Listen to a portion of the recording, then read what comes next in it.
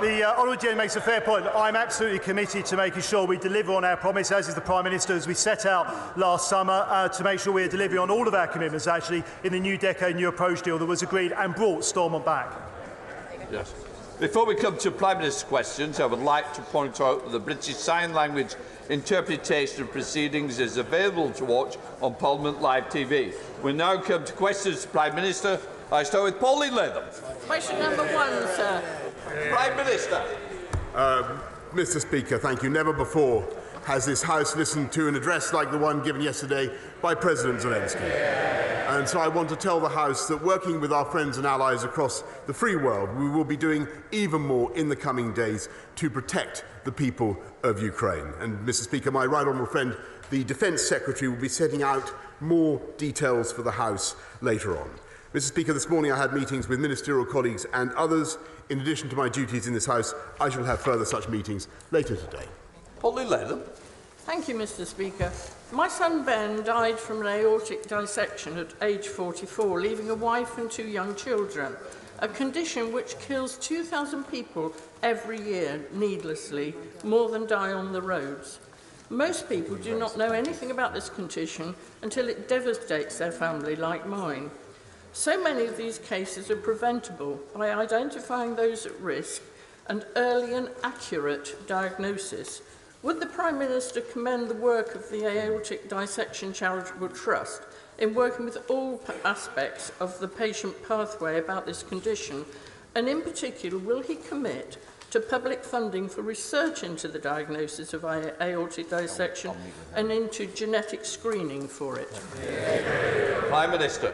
May I say to my honourable friend first how very sorry I am, as I'm sure the whole House is, for the loss of her son, Ben. And she's a passionate advocate for this work, and I thank the Aortic Dissection Charitable Trust. She's obviously, Mr. Speaker, completely right that accurate, fast diagnosis and treatment is crucial, and that's why I'm very pleased that the National Institute for Health Research is looking to do further work in this area, and my right honourable friend, the Secretary of State for Health, will meet her at his earliest convenience. Now comes the Leader of the Opposition, Keir Starmer.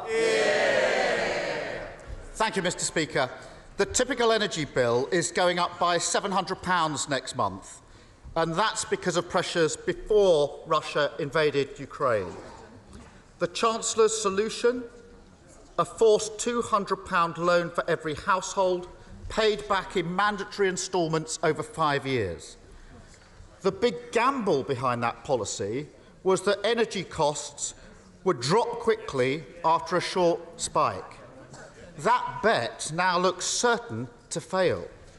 When will the Prime Minister force the Chancellor into a U-turn? Prime Minister. Mr. Speaker, my honourable friend, the Chancellor, has set out plans to help families with energy costs, with unprecedented measures to abate council tax by £150, Mr. Speaker, in addition to all the other schemes that we are putting forward. And I can tell the House that, yes, he's absolutely right, that we need to meet the long-term impacts of the spike in energy prices, and that's why I will be setting out an energy independence plan for this country, Mr. Speaker, in the course of the next few days, to ensure that we undo some of the damage of previous decisions taken, not least by the Labour government, to invest in not to invest in nuclear, Mr. Speaker, and so that we prepare our people for the long term and with sustainable, cost-efficient energy supply. Mr. Speaker, I don't think the Prime Minister understands the mess he's in. Working families are facing a £700 spike in April. They won't even receive their £200 loan from the Chancellor until October. The wholesale price of oil and gas is now ballooning. So, by October, when the loan finally comes in, household bills are set to shoot up by another £1,000. It's a total mess. So I ask again, when is the Prime Minister going to force the Chancellor to U-turn? Prime Minister. Mr. Speaker, if he's asking for the Chancellor to U-turn on the support that we're giving to families and households, I think that I think that he's absolutely out of his mind. We are going to continue to give people support throughout this difficult period, as we did throughout the coronavirus epidemic, Mr. Speaker, with unprecedented levels of support. We have a £200 discount on bills, £150 non-repayable reduction in council tax, and £144 million extra to help councils support vulnerable families with their energy bills. Altogether, Mr. Speaker, there is a £20 billion package of financial help that we are giving the British people, and we will continue to do more. I think a U-turn, Mr. Speaker, is the last thing we want. Mr. Speaker, we'll see how long that position lasts. Let me try and help the Prime Minister. Let me try and help the Prime Minister by coming at it from a different angle. Before Russia invaded Ukraine, North Sea oil and gas companies were making bumper profits. BP made £9.5 billion. Shell made £14 billion. In their own words, more money than they know what to do with. Since then, the international price of oil and gas has skyrocketed, and so will their profits. When will the Prime Minister admit he's got this badly wrong, put a windfall tax on those super profits, and use the money to cut household energy bills? Prime Minister! Mr. Speaker, the net result of that would simply be to see the oil companies put their prices up yet higher, Mr. Speaker.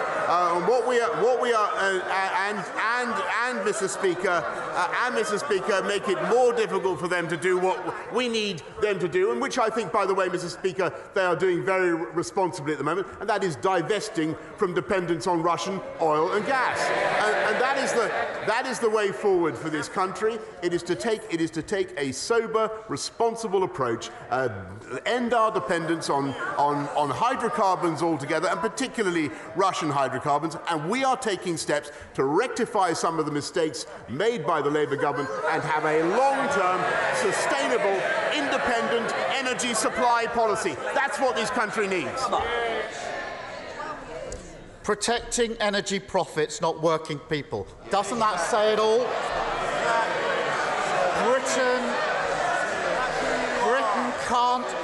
Britain can't afford another crisis like this. We need to improve our long-term energy security. That starts with supporting new nuclear and renewables. But the Conservatives have effectively banned new onshore wind. As a direct result of this short-sighted approach, we're using more gas every year than we import from Russia.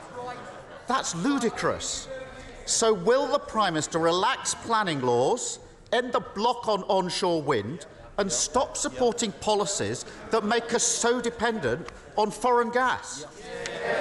Prime Minister. Mr. Speaker, it's thanks to the policies that this government has pursued that we actually only are dependent on Russian gas for 3% of our gas needs, unlike virtually every other European country, Mr. Speaker. It's thanks to the massive investment that we've had in renewables, Mr. Speaker, that we are, as I've said many times in this House, the Saudi Arabia of wind power, producer of more offshore wind than virtually any other country in the world, Mr. Speaker.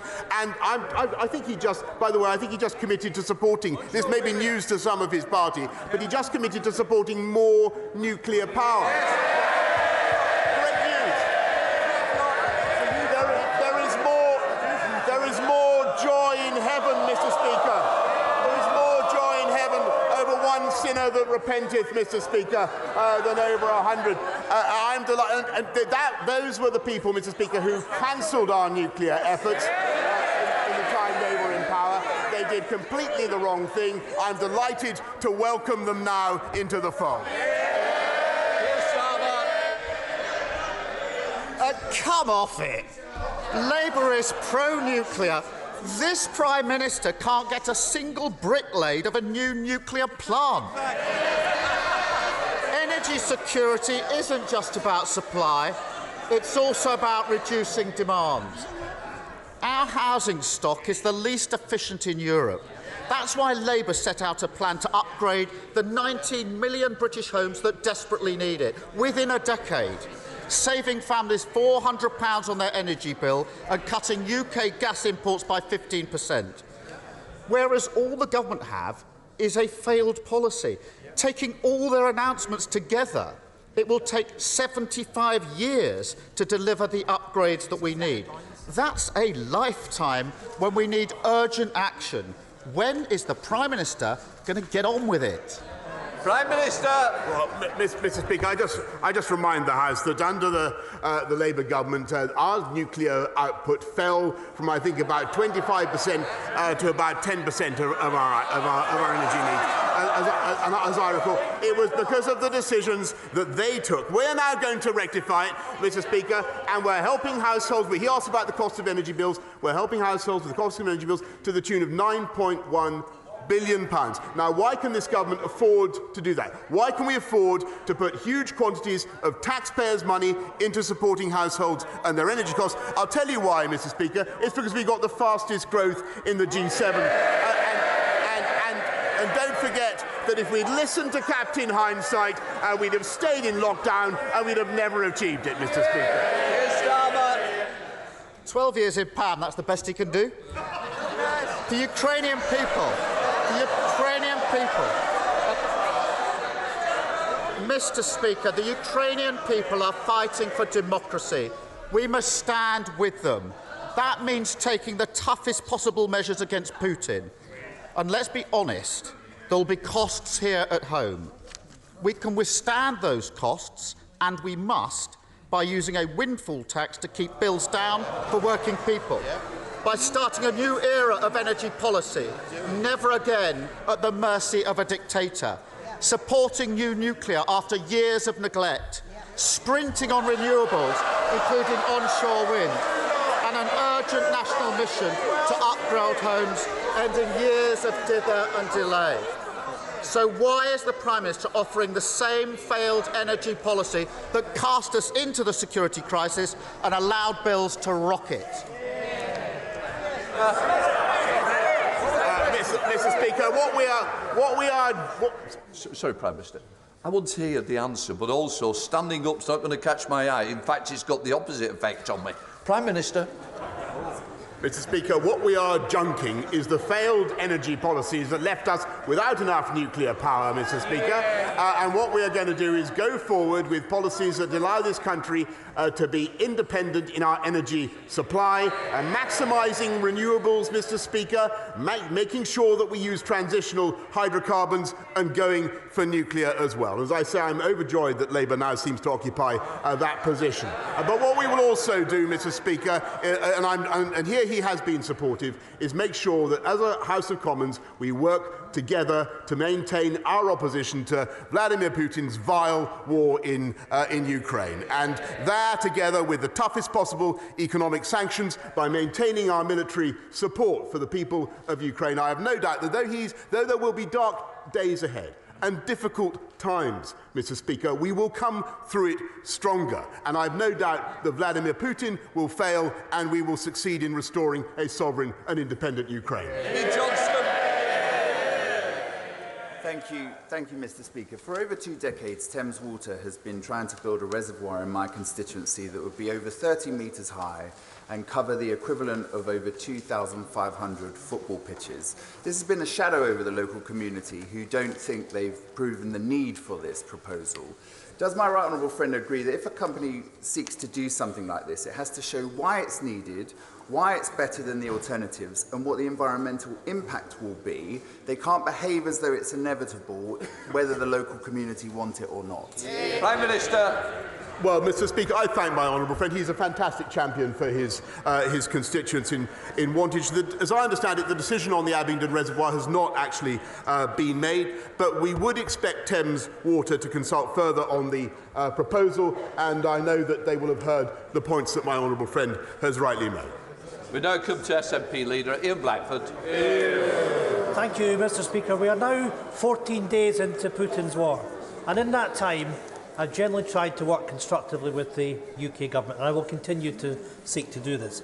However, nobody should support this government when it comes to the response to the refugee crisis. 760 visa approvals in 2 weeks is disgraceful. In that time, Poland has taken over 1.2 million refugees. Hungary has taken over 190,000 refugees. Germany has taken over 50,000 refugees. Italy, over 7,000 refugees. Ireland, a country of just over 5 million people, has given sanctuary to 3 times as many refugees as the United Kingdom. These numbers don't lie. They tell a devastating truth. Does the Prime Minister find it acceptable that his Home Secretary has overseen one of the slowest, most bureaucratic and incompetent refugee responses in the whole of Europe? Prime Minister. Mr. Speaker, I think everybody sympathises with the plight of refugees, and this government wants to do everything we can to welcome them, and that is indeed what we are doing. And the numbers are almost 1,000 as I speak to him today, and they will rise very sharply, Mr. Speaker. They are uncapped. We expect those numbers to rise to in the region of the hundreds of thousands. As Vladimir Putin doubles down in his attacks, we will go further, Mr. Speaker, and there will be routes by which the whole country can offer a welcome to people from Ukraine, vulnerable people fleeing from Ukraine. And my right honourable friend, the Secretary of State for Levelling Up, will be setting out that route in the course of the next few days. This government has a proud record. We've done more to resettle vulnerable people than any other European country since 2015. Ian Blackford. I don't think the Prime Minister understands the scale of the challenge or the urgency.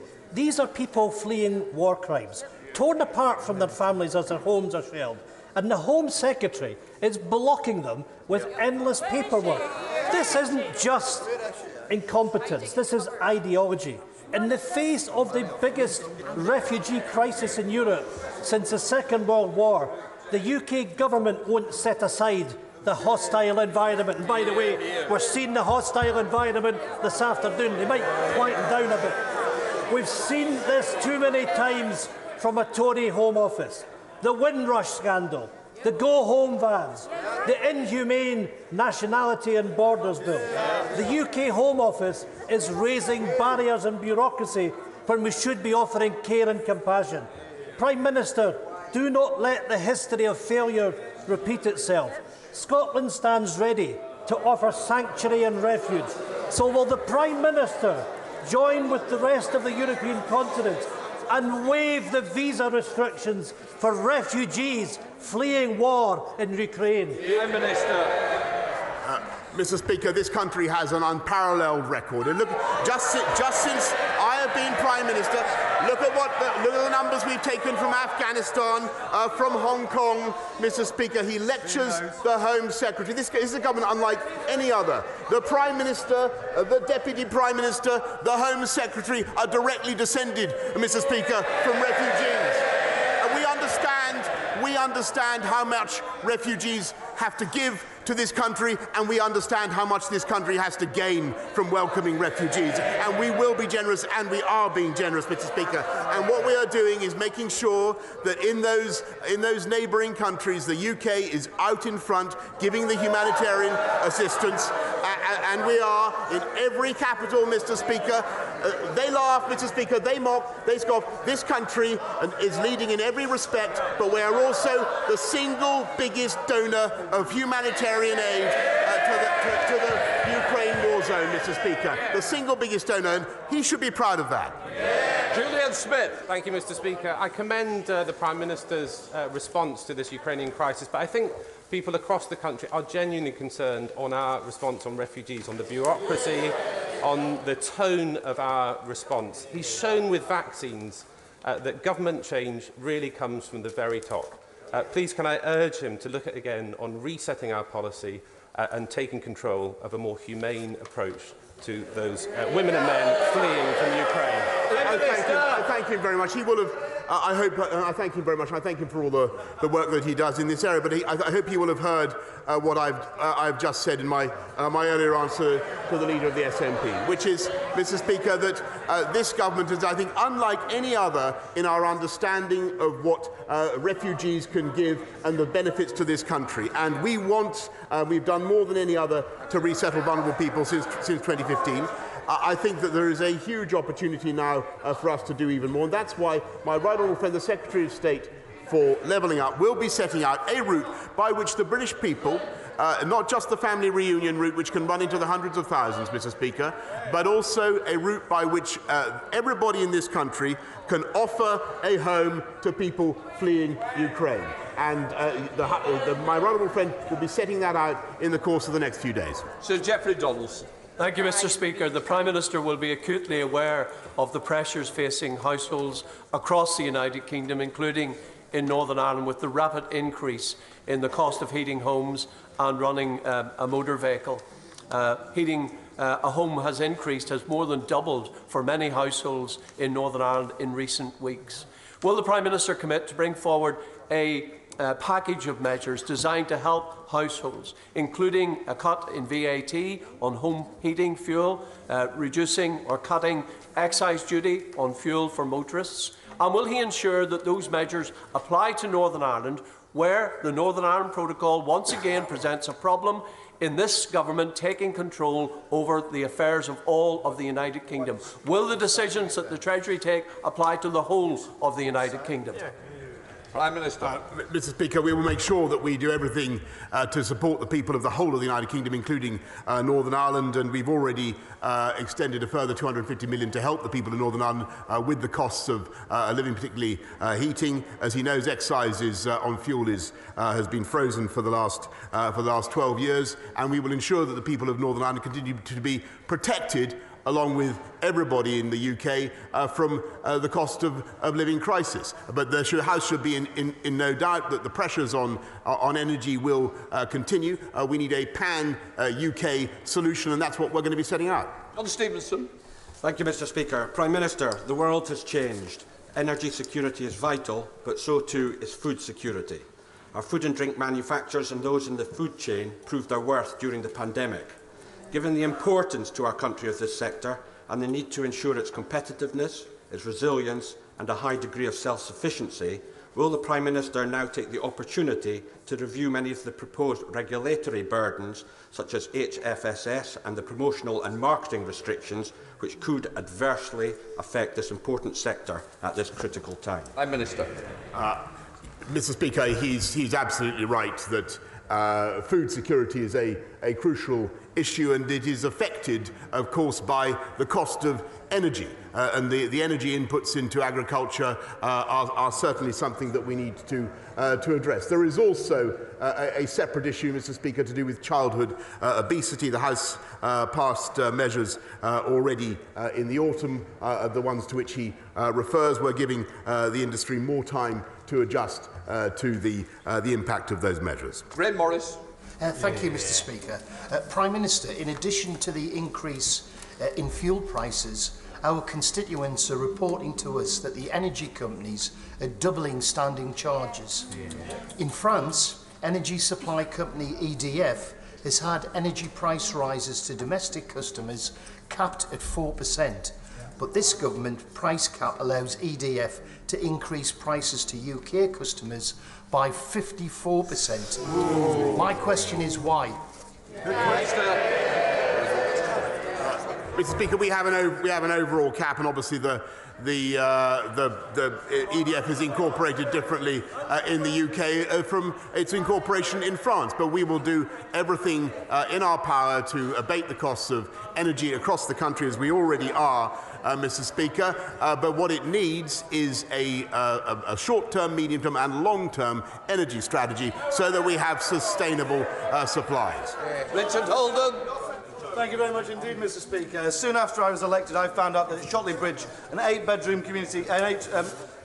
community hospital in my constituency is replaced with a 0-bed unit, something some Labour councillors had known about but said nothing about during the election campaign. After campaigning hard with ministers and the Secretary of State and working with my local NHS trust, a new 16-bed unit is now in the final stages of planning and has been confirmed as part of this government's hospital building programme. Can the Prime Minister confirm that this new community hospital is now full steam ahead, and will he commit to coming to concert to kick off the building works if the plan goes ahead by the end of next year? The Prime Minister. Yes, Yes, Mr. Speaker, I'm delighted there'll be a new hospital at Shotley Bridge. I congratulate him on all the work he's done to lobby for it. And, Mr. Speaker, what it proves that this government is getting on, in spite of the pandemic, in spite of war in Ukraine, this government is getting on with the job. Thank you, Mr. Deputy Speaker. I've just been to a very harrowing meeting with families affected. They have members of families in care homes and hospitals, and they've suffered unjustifiable denial of access to those loved ones, and have been massively restricted. And it continues despite the post-COVID environment. Would the Prime Minister be prepared to introduce legislation to make access to loved ones in care homes and hospitals a legal right and not at the discretion of the care home or the hospital concerned? Prime Minister. Mr. Speaker, I thank him very much, and I think everybody understands the anguish of people who haven't been able to see their loved ones during the pandemic. We have relaxed the restrictions in care homes, as he knows. I'd be very happy to offer a meeting for him and the relevant health minister to discuss his further concerns. John Penrose. Mr. Speaker, the government's already stopped issuing golden visas, so they can't be exploited by oligarchs and crime lords. But some could already be here, living in luxury London penthouse flats they've bought with dirty cash. So, will the Prime Minister pledge that anybody who is put on the sanctions list in the coming days and is already in the UK on a golden visa will have it ripped up so they can be thrown out? Prime Minister.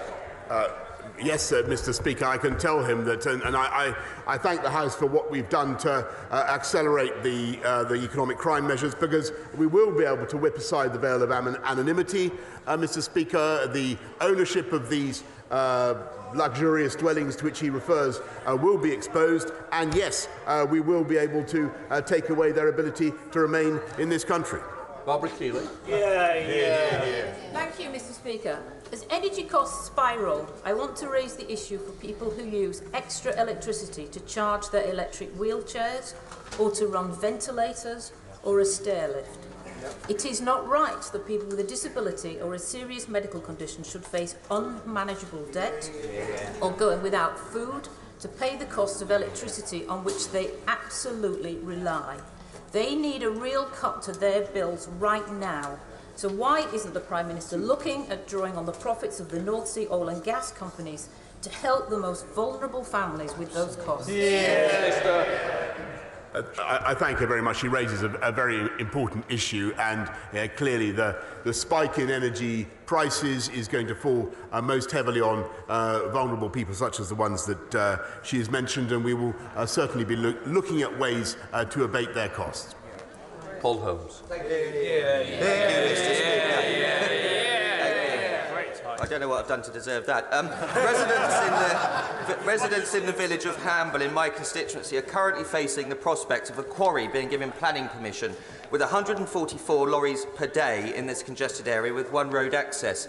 Will my right honourable friend agree to meet with me to discuss how we can tighten the regulations on where quarries can be built to take into account the health implication, our environment and our local communities? Prime Minister. I thank my honourable friend, and he's a great champion for Eastleigh. The planning framework is robust and should ensure that quarries don't have an adverse impact on the environment or on health, but I'll make sure that he gets a meeting with the relevant minister to discuss his concerns further. Abhinav Pongasari. Thank you, Mr. Speaker. Mr. Speaker, we have seen in recent weeks how serious and dangerous Russia's covert influence in Britain can be. We have seen that Putin actively seeks to influence the culture, media and politics of democratic nations. Our national security is of the greatest importance, and Britain cannot become home to those that prop up Putin and his war. With that in mind, has the Prime Minister ever overruled security service advice when appointing a peer to the other place? Prime Minister. No, Mr. Speaker, and actually the Kremlin has singled out the UK for being in the lead on global sanctions, and as they have, and Mr. Speaker, in leading the world in defiance of the odious war that Putin is leading in Ukraine. Greg Clark. Yesterday, President Zelensky drew on the words of Churchill in this chamber. And as we salute the courage of the people of Ukraine, it reminds us that we can meet in freedom today only because of the courage of a generation of men and women who, in the Second World War, defended us from annihilation. Among them is my friend, Flight Lieutenant Colin Bell, DFC, who flew his de Havilland Mosquito in 50 missions over Nazi Germany. Colin Bell is with us today. On Saturday, he celebrated his 101st birthday. Will the Prime Minister join me in wishing Colin a very happy birthday and thanking him for what he did for allowing us to be here today? Mr. Speaker, I think the whole House will want to join me in thanking him and wishing Colin Bell a very happy 101st birthday. Brendan O'Hara. Thank you, Mr. Speaker. People across these islands have displayed remarkable generosity, including in Argyll and Bute, where Oban Helps Ukraine have been overwhelmed by donations of money, of clothes and of offers of shelter. Sadly, this government's reluctance to allow fleeing women and children to come here lags far behind the desire of the people here to provide them with a roof and a bed. Doesn't the Prime Minister fear that when this war is concluded, and despite whatever else it may have done, that his government will stand accused of lacking the one thing the Ukrainian people needed most: basic humanity? Prime Minister. Mr. Speaker, I really don't think that question reflects the views of people around the world, and nor does it, Mr. Speaker, does it reflect reality, because this government has done more than any other European country to support people by way of direct bilateral humanitarian aid, Mr. Speaker, and we have two very generous schemes for allowing people to come to this country. This is a government that believes in welcoming people fleeing from zones of conflict. And, Mr. Speaker, if he shakes his head, look at our record. Look at what we've done. Just in the last 2 years, and he should be proud. He should be proud of what we've done. Maynard. Thank you, Mr. Speaker. We were pleased to welcome both the Prime Minister and the Secretary of State to Blackpool the day after the launch of the Doubling Up White Paper. Will he meet with me to discuss how we can make sure that Blackpool is not just a testbed for innovation in many of the areas of Doubling Up, but a showcase for the impact it can have on the community that I represent?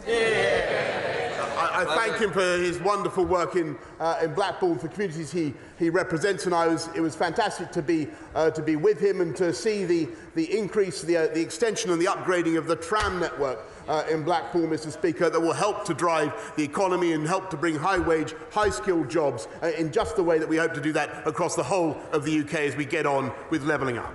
Ed Davey. Speaker, in the months before World War II, the UK took in over 60,000 Jewish refugees fleeing Nazi persecution. Over half a century ago, we took in over 27,000 Ugandans expelled by Idi Amin. Since then, we've taken Tamils escaping civil war, Bosnians escaping genocide, and Syrians escaping Assad. But this week, the Home Office turned away hundreds of Ukrainian refugees escaping Putin's bombs because they didn't have the right paperwork.